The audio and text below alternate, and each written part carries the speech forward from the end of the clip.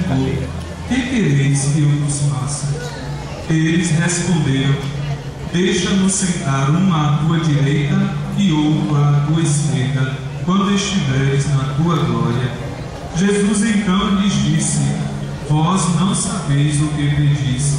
Por acaso podeis beber o cálice que eu vou beber? Podeis ser batizados com o batismo com que vou ser batizado?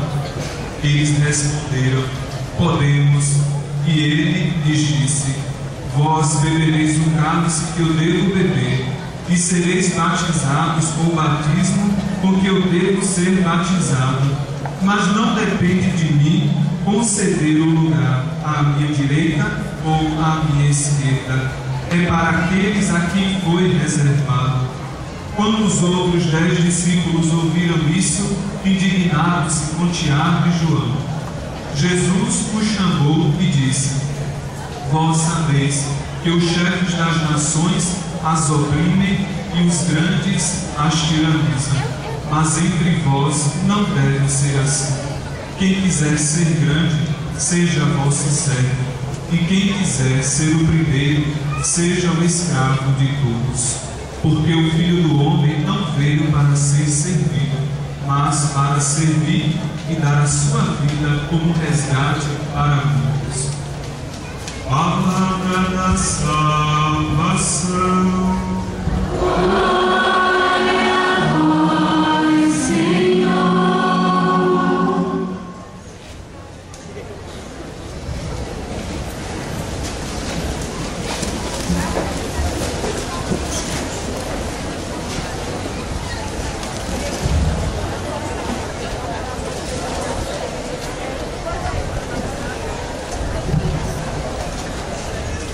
Amigos e amigas,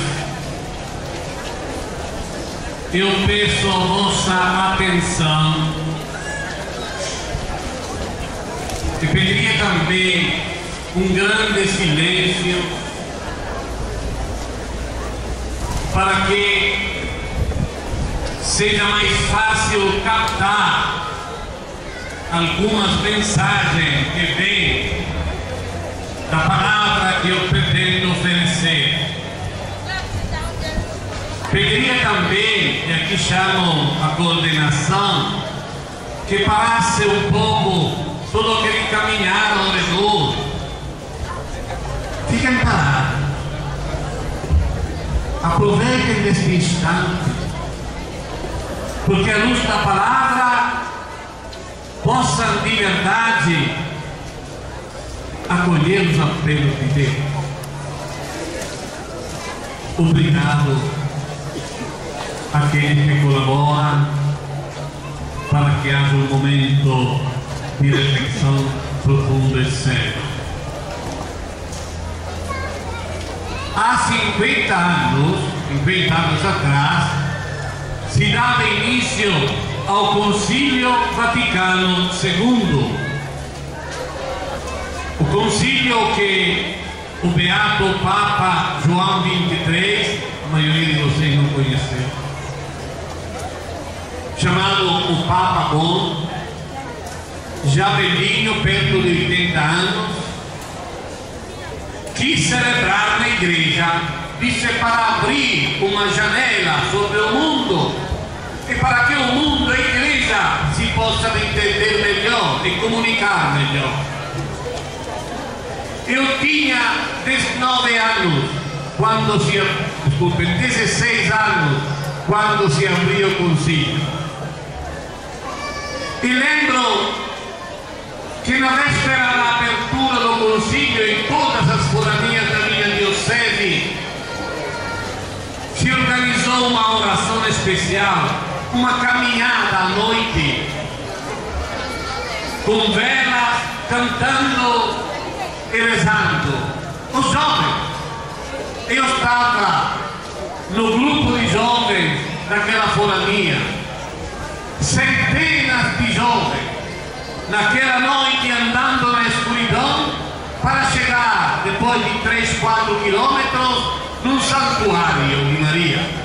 E lá rezamos, cantamos, pedimos ao Senhor, pela intercessão de Maria, opponersi do Concilio Vaticano II. Quando si encerrò o Concilio, io tinha 19 anos. E lembro que o Papa Paulo VI mandou uma mensagem a todas as categorias de pessoas. A última mensagem era para os jovens. Esta mensagem me marcou. E ontem na internet eu procurei esta mensagem e quero ler alguns trechos para vocês. A vós, jovens, que o Concílio quer dirigir a sua última mensagem. Pois sereis vós a recolher o facho das mãos dos vossos antepassados e a viver no mundo no momento das mais gigantescas transformações da sua história. A Igreja trabalha para o rejuvenescimento do seu rosto, para melhor responder à intenção do seu fundador, o grande vivente, o Cristo eternamente jovem. E no termo desta importante revisão de vida, volta-se para nós.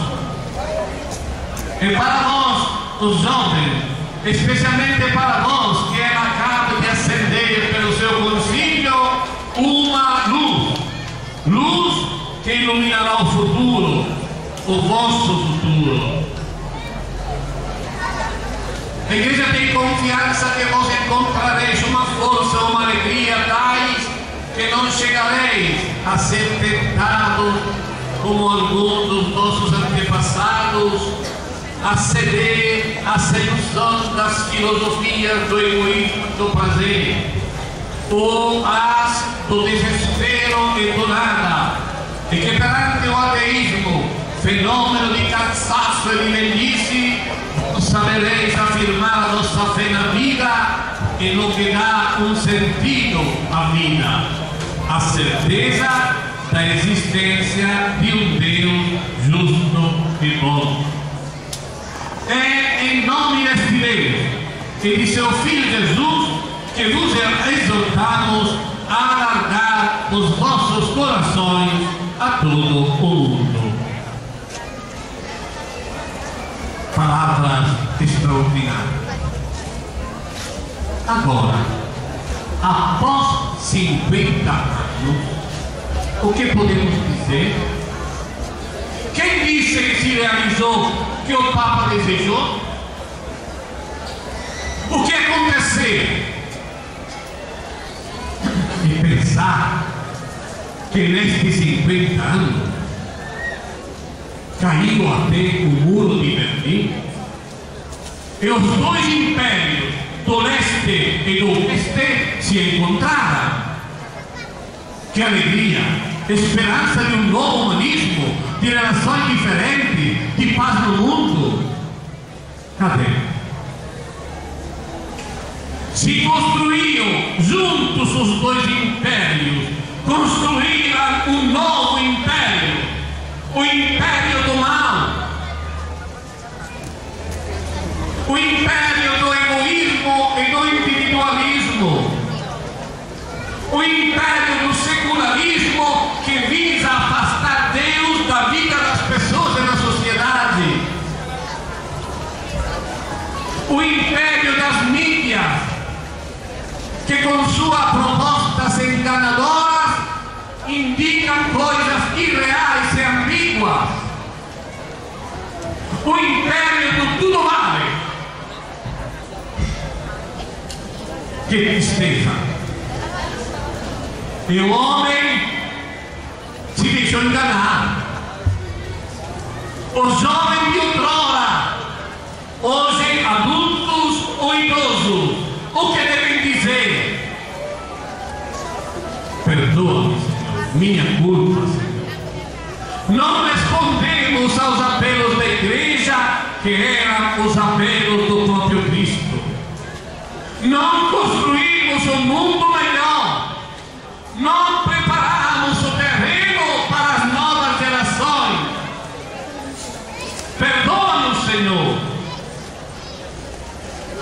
E hoje, após 50 anos, a igreja celebra o Ano da Fé. Está celebrando o símbolo da nova evangelização para renovar a fé. O Santo Padre, o nosso querido Papa Bento, fala a cada um de nós: vamos retomar o que o Concílio Vaticano II quis fazer. Aqueles ideais não são mortos, mas devem resplandecer de novo no mundo. E cabe a nós. Se as gerações passadas não conseguiram realizar este compromisso, podemos, porém, com certeza dizer: não morreram os ideais. Graças a Deus, sempre há alguém que luta, que espera, que ama, que vive. E portanto nós hoje podemos dizer: tem ainda muita brasa abaixo da cinza desta sociedade tão difícil. E esta brasa são vocês, jovens. E eu peço a vocês que tenham a força, a coragem de fazer com que esta brasa comece de novo a incendiar o mundo, a incendiar nossa diocese, a incendiar nossas paróquias, para que brilhe o rosto eternamente jovem de Jesus Cristo. Nele vocês devem se espelhar.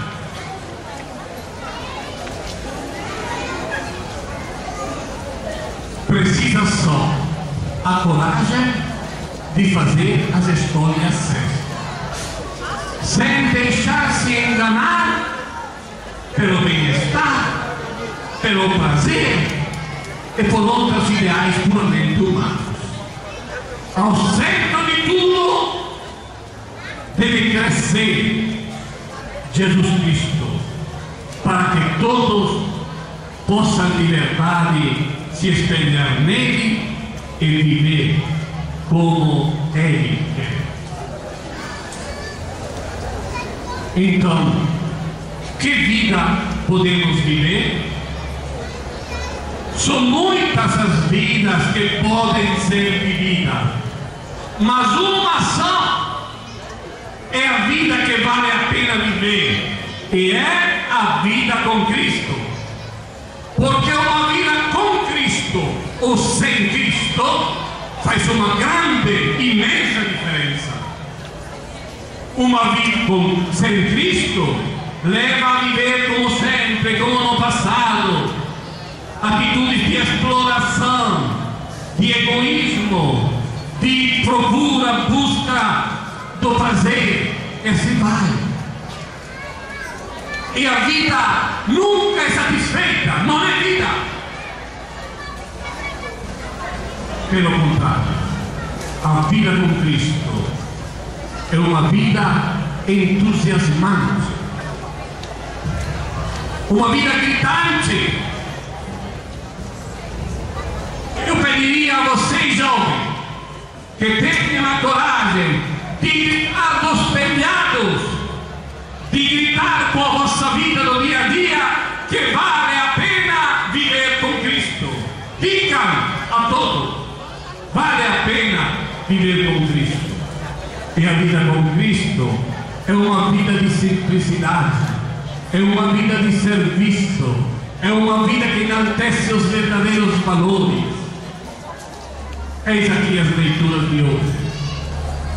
Jesus se apresenta como o servo. Isaías, primeira leitura: o servo sofredor, o servo por amor, o sacerdote da humanidade. E através do sofrimento, como fala o profeta, anuncia o profeta, chegará a luz, a ressurreição. E os Hebreus, segunda leitura, nos fala que este sacerdote, este Cristo, continua ainda hoje no seu reino a nos acompanhar e indicar o caminho do serviço ao homem. para que o homem tenha vida e vida plena. E o Evangelho. Aqui nós percebemos como os apóstolos não tinham entendido a mensagem de Jesus, assim como nós muitas vezes não entendemos. Dois apóstolos se aproximam de Jesus pedindo de poder sentar no seu reino, uma à direita e uma à esquerda. Jesus responde logo claramente: não sabeis o que pedis. Não sabiam ainda. Sonhos de grandeza, de poder, de glória, não bate com Jesus Cristo. Não sabeis o que pedis. Mas Jesus pergunta: você, será que pode beber o cálice que eu vou beber? Os dois inconscientemente respondem: podemos. Mas não sabiam. Aprenderam, porém, vivendo com Cristo, o que significaria. Aprenderam que aqueles cálices, beber aqueles cálices, levava eles até o martírio. E eles, na verdade, beberam. Eu concluo a minha reflexão fazendo a mesma pergunta a vocês, homens. Podeis beber o cálice que Jesus vos oferece? Agora eu pergunto de novo e quero a vossa resposta, o vosso podemos, quem quiser. Quem quiser aceitar este cálice de Jesus Cristo, depois da minha pergunta, se levante em pé e grite: podemos. Jovem, podeis beber o cálice que Jesus Cristo vos apresenta?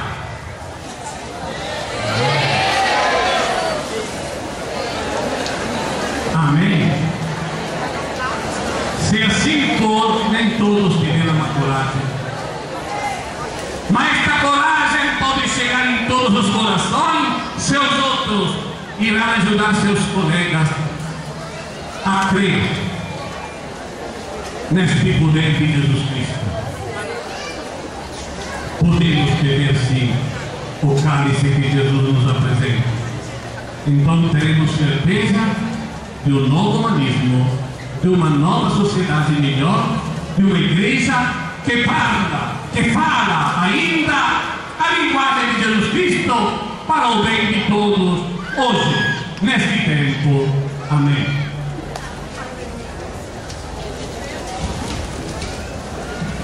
Creio em Deus Pai Todo-Poderoso, em Jesus Cristo, seu Filho, nosso Senhor, que foi concebido pelo poder do Espírito Santo, nasceu da Virgem Maria, padeceu por nossa graça, foi crucificado, não ressuscitará, desceu ao céu, desceu todo o Espírito, subiu aos céus, está sentado à direita do Pai Todo-Poderoso, onde haverá de julgar vivos e mortos, e do Espírito Santo, na Santa Igreja Católica, na comunhão dos santos, na ressurreição dos pecados, na ressurreição da carne, na vida eterna. Irmãos e irmãs, elevemos com confiança nossas preces, nossos pedidos ao Pai do Céu. E rezemos dizendo: Senhor, escutai a